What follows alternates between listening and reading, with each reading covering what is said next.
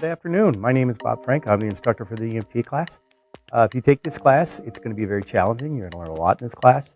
You're going to be frustrated at times. You're going to laugh at times. Students as a whole tell me overall that they get out of this program what they put into the program. We only use one book. We learn CPR, we learn first aid, we learn bleeding and wounds, we learn how to deliver babies, how to handle triage, how to handle car accidents, all kinds of stuff that you hopefully will never have to use in your life, but if you need it, the skill set will be there. I've had students come back after years and say, I had to use some of the stuff that you taught me 10 years ago, and even though I'm not in that industry, I'm not in the field, it came back.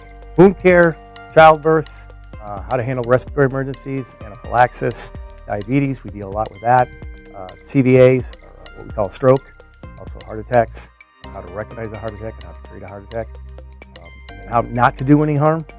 It's approved by the state of Michigan. Once you're done with this class, you'll qualify for National Registry Boards. If you pass that, you're able to get licensed in 42 states as an EMT. So as far as job placement, I've had students get out of this class and within 2 weeks have a full-time job working as an EMT. It is worth a math credit, which I like, and I think people tell you that we really don't do a lot of math. We do math for drug calculations and weight conversions, that type of thing. The hardest thing in this class is probably the medical terminology because it's a lot of Latin based and it's just new. You can pretty much get it all while you're here. It's a one-stop shop. And this class is long enough that we have enough time that we can cover everything thoroughly. With the patient assessment, we do trauma assessment, we do medical assessment, we do sample, we do history taking, we do how to evaluate a patient and what to do with this information we gather from the patient. And then we just implement a plan of how we're going to manage that until we get them to the hospital or somebody else takes over care. CPR is one part of it. CPR is easy enough.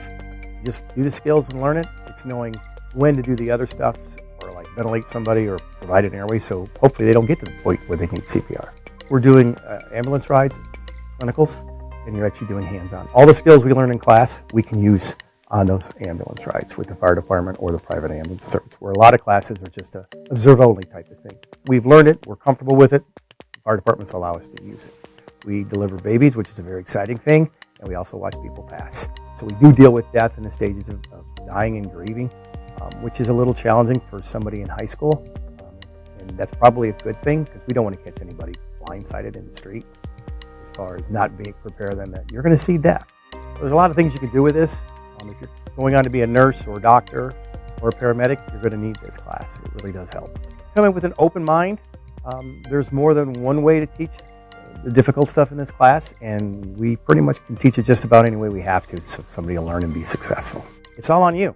They look to us, EMTs, as being the professionals, and that's what we learn in this class, and how to work together as a team, how to share our experiences, and how to work as a team. And I think that pays off throughout life.